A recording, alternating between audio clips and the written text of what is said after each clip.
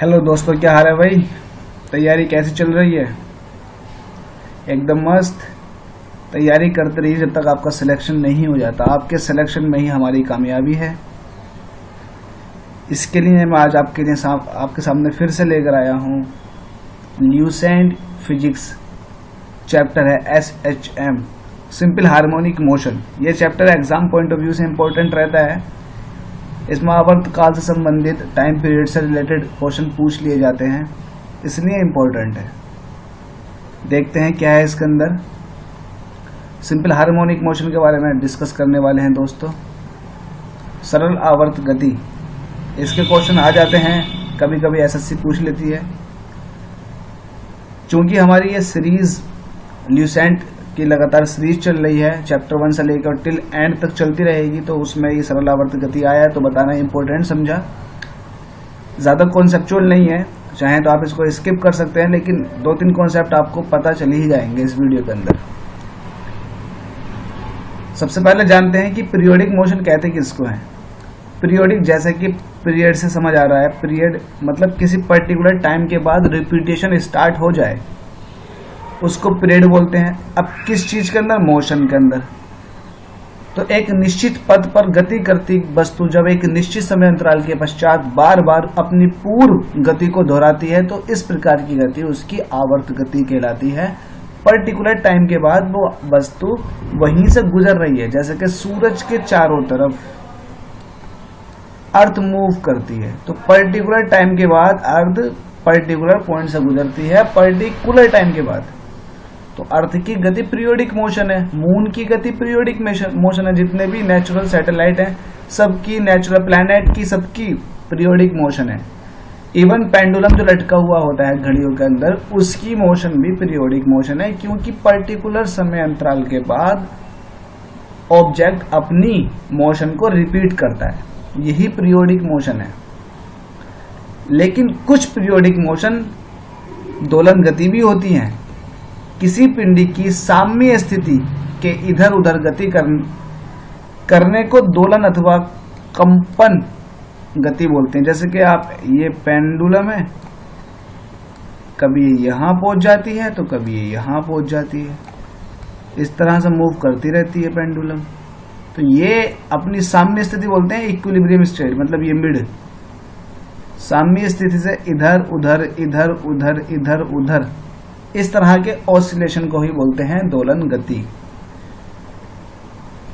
और एक बात और बता दूं, दोलन गति या फिर कंपित गति, इसमें टाइम पीरियड होता है। टाइम पीरियड जब ये अपना एक दोलन पूरा करने में जितना समय लेती है, जैसे कि मैंने इसको ऑब्जेक्ट को यहां से छोड़ा, तो ये पहले ऐसे जाएगा, ऐसे जाएगा, ऐसे जाएगा, यहां आ जाएगा, उसके बाद ये थोड़ा ऊपर जाएगा, यहां पहुंच जाएगा, और फिर ये वापस आएगा, आएगा आएगा आएगा आएगा आएगा आएगा, आ गया। सपोज दैट ये यहाँ आ गया, तो ये इसका एक टाइम पीरियड होगा, ये एक इसका आवर्त काल हो गया। एक चक्कर पूरा करने में लगे समय को आवर्त काल कहते हैं। और एक सेकंड में वस्तु कितने चक्कर लगा दे, एक सेकंड में लगाए गए चक्रों की संख्या को फ्रीक्वेंसी बोलते हैं, आवृत्ति बोलते हैं, कि इस दोलन गति की इतनी फ्रीक्वेंसी है। जैसे कि आप स्प्रिंग लीजिए, उसको पकड़िए और खींच कर छोड़ दीजिए, तो कुछ देर तक वो कांपता रहेगा। तो अब ये कैलकुलेट कर लीजिए कि एक सेकंड के अंदर कितनी बार कंपन हुए हैं उस स्प्रिंग के अंदर, वो उसकी फ्रीक्वेंसी होगी। अपनी फिंगर को लीजिए, बहुत तेजी से हिलाइए और कैलकुलेट कीजिए कि एक सेकंड में मैं अपनी फिंगर को कितनी बार हिला रहा हूं। दैट इज कॉल्ड, उसकी फ्रीक्वेंसी, उस फिंगर की फ्रीक्वेंसी होगी। वो एक सेकंड में कंपन जितने भी हो, वो उसकी फ्रीक्वेंसी होती है जिसके कंपन होते हैं।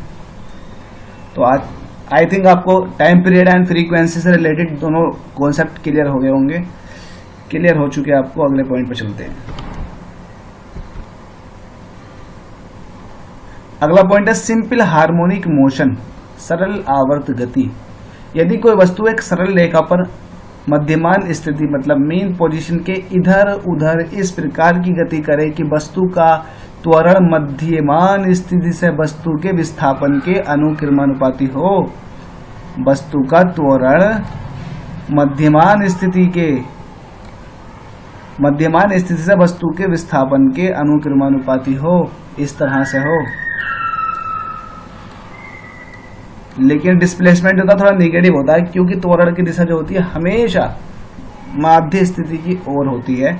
अगर पेंडुलम की बात करें, पेंडुलम इस तरह से जब यहाँ पहुंचेगा तो इसका त्वरण अब इस डायरेक्शन में होगा, और जब ये यहाँ पहुंच जाएगा ऑब्जेक्ट तो इसका त्वरण इस डायरेक्शन में होगा। तो इस तरह की गति को सिंपल हार्मोनिक मोशन कहते हैं कि त्वरण सदैव मध्यमान स्थिति की तरफ को अग्रसर हो।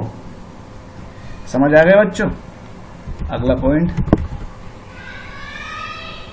सरल आवर्त गति की कुछ विशेषताएं हैं। चलिए एक सरल लोलक बना लेते हैं। मैंने ये सरल लोलक बना लिया।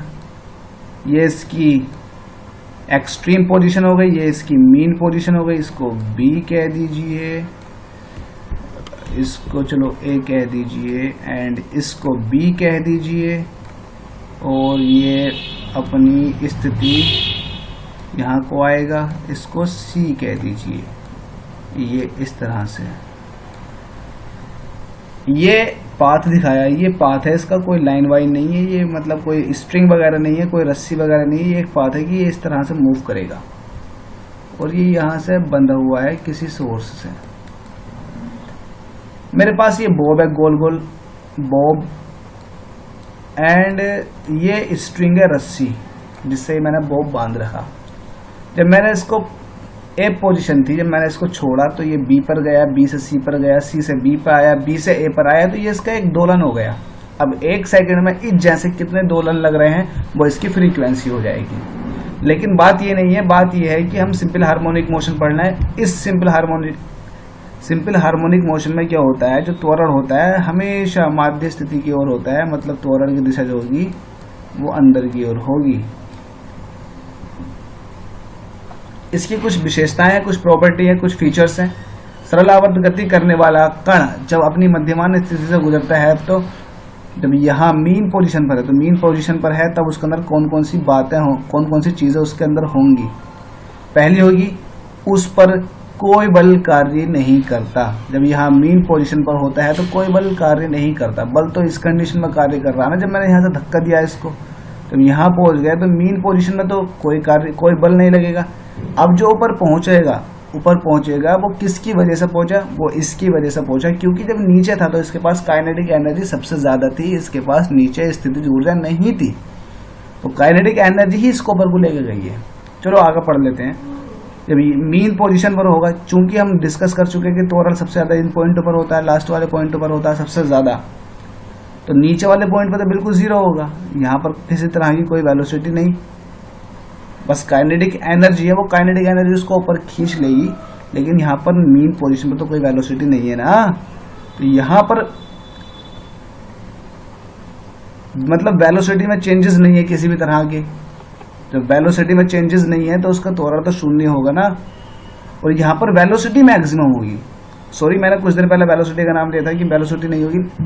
काइनेटिक एनर्जी वेलोसिटी की वजह से ही होती है, वेलोसिटी होगी लेकिन वेलोसिटी के अंदर चेंजेस नहीं होंगे, मतलब कांस्टेंट वेलोसिटी होगी इस पॉइंट पर आकर, जिसकी वजह से उसका त्वरण शून्य हो जाएगा। यहाँ पर कोई त्वरण कार्य नहीं करेगा, और वेग अधिकतम होगा। यहाँ पर वेग अधिकतम है मिड पॉइंट पर वेग अधिकतम है, तो यहाँ दोनों एक्सट्रीम पॉइंट पर वेग जो होगा वो शून्य होगा। यहाँ पर गतिज ऊर्जा अधिकतम है, स्थितिज ऊर्जा शून्य होगी। जब गतिज ऊर्जा अधिकतम है, गतिज ऊर्जा प्लस स्थितिज ऊर्जा को मिलाकर यांत्रिक ऊर्जा कहते हैं। जब गतिज ऊर्जा अधिकतम है तो स्थितिज ऊर्जा न्यूनतम होगी। ठीक है, समझ आ गया। सरल आवर्त गति करने वाला कण जब अपनी गति के अंत बिंदुओं से गुजरता है, मतलब ये लास्ट पॉइंट ए एंड सी, तो सब जो अभी हम डिस्कस कर चुके हैं उसका सब उल्टा होगा। उसका त्वरण अधिकतम होगा, उस पर कार्य करने वाला प्रत्यानयन बल अधिकतम होगा, गतिज ऊर्जा शून्य होगी, स्थितिज ऊर्जा अधिकतम होगी, वेग शून्य होगा। लास्ट पॉइंट पर तो वेग शून्य होगा क्योंकि यहाँ जाकर ऑब्जेक्ट रुक गया। कुछ टाइम के लिए यहाँ ऑब्जेक्ट रुकता है तब वापस आता है। अरे भाई, जब इस तरह से आप छोड़ोगे तो यहाँ जाएगा, वहां जाकर रुकेगा, फिर वापस आएगा, फिर जाकर रुकेगा, फिर वापस आएगा, फिर जाकर रुकेगा, फिर वापस आएगा। इस तरह से मोशन होती रहती है ना लगातार, तो एक्सट्रीम पॉइंट पर उसका वेग 0 हो जाता है। इतनी चीज समझ आ गई। सिंपल पेंडुलम किसको बोलते हैं? सिंपल पेंडुलम जितने भी मैंने डायग्राम बनाए हैं वो सिंपल पेंडुलम के होते हैं, और उसका टाइम पीरियड जो होता है t is equal to 2π √L/g होता, जिसका आवर्तकाल लेंथ पर डिपेंड करता है। पेंडुलम की लेंथ, पेंडुलम की लेंथ जो होती है बॉब का सेंटर, इस पूरी स्ट्रिंग की लंबाई बॉब की, इस पूरी स्ट्रिंग की लंबाई को ही L बोलते हैं, और ये बॉब के सेंटर से ली जाती है। जी गुरुत्वीय त्वरण, क्योंकि गुरुत्वीय त्वरण तो लगातार नीचे को लगता है हर कंडीशन में। इसको अगर ये यहाँ पे हो जाए तब भी गुरुत्वीय त्वरण नीचे को लग रहा है, गुरुत्वीय त्वरण तो लगातार लग रहा है, ये यहाँ पे हो जाए तब भी गुरुत्वीय त्वरण नीचे को लगेगा।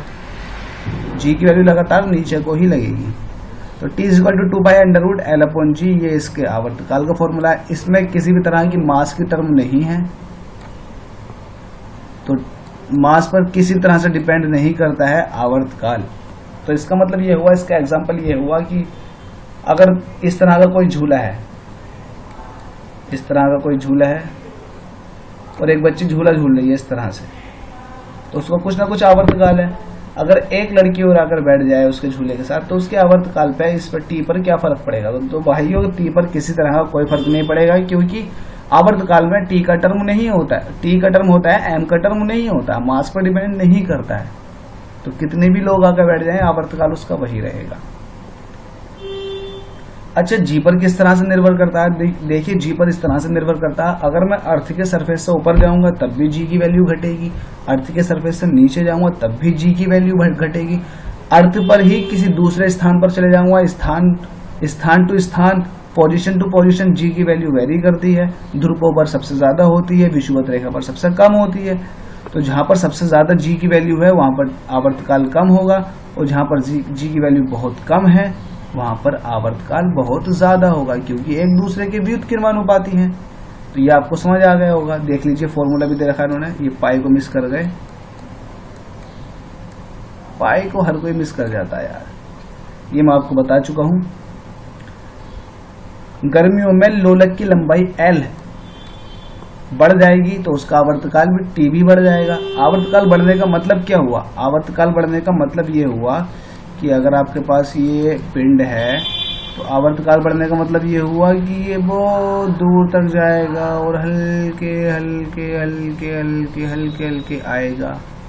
यही तो आवर्तकाल बढ़ने का मतलब हुआ। अरे भाई, एक छोटी स्ट्रिंग है तो वो तो जल्दी जल्दी दोलन पूरे कर देगी, और एक बड़ी स्ट्रिंग है तो वो थोड़ा देरी से दोलन पूरे करेगी। तो मैं वही तो कह रहा हूँ, ये स्ट्रिंग बढ़ रही है, लोलक की लंबाई बढ़ रही है, ये L बढ़ रही है, तो उसका आवर्तकाल भी बढ़ जाएगा। और अगर T कम हो जाए, T कम हो गया मतलब उसकी लेंथ घट गई, या यूं कहें कि L कम होने पर T भी कम हो जाएगा। इसी वजह से चंद्रमा पर जब जाते हैं और स्पेस सेंटर में जाकर स्पेसशिप जाकर रुकता है, तो उस कंडीशन के अंदर चूंकि वहां जी की वैल्यू 0 हो जाती है, किसी भी तरह का कोई भी गुरुत्वीय त्वरण नहीं लगता है। जब जी की वैल्यू 0 हो गई और t is equal to 2π √L/g होता, ये वाली टर्म 0 हो गई, तो आवर्तकाल कितना हो जाएगा? अनंत हो जाएगा भाई, अनंत। अनंत का मतलब ये है कि अपनी मीन पोजीशन से हल्के हल्के जाएगा, इतनी दूर तक चले जाएगा। अगर इस पिंड की बात करें कि उसे आने में बरसों लग जाएंगे, मतलब उसका आवर्तकाल अनंत हो जाएगा। इसका मतलब ये भी है, इस तरह से समझ लीजिए कि घड़ी आपको लगेगी नहीं चल रही है, घड़ी आपको ऐसा लगेगा बिल्कुल रुक गई घड़ी। तो ये जी की बात थी, जी से किस तरह से वेरी करता है। चंद्रमा पर लोलक घड़ी को ले जाने पर उसका आवर्तकाल बढ़ जाएगा, क्योंकि चंद्रमा पर जी का मान पृथ्वी के जी के मान का 1/6 गुना है। अगर अर्थ पे 9.81 है तो इसके 6 भाग कर दीजिए, इतना है गुरुत्वीय त्वरण का मान। कहाँ पर? चंद्रमा पर। तो जाहिर सी बात है वहां भी आवर्तकाल बहुत ज्यादा बढ़ जाएगा। तो दोस्तों, ये थे सिंपल हार्मोनिक मोशन के इंपॉर्टेंट पॉइंट्स, इंपॉर्टेंट कॉन्सेप्ट। उम्मीद है आपको बेहद पसंद आए होंगे। तो यार एक बार शेयर और लाइक तो बनता है, नीचे सब्सक्राइब का बटन है उसको हिट कर दें, उसको हिट कर देंगे तो आपको नोटिफिकेशन मिल जाएगा मेरी तरफ से जितनी भी वीडियोस आपको जाएंगी। Thank you so much.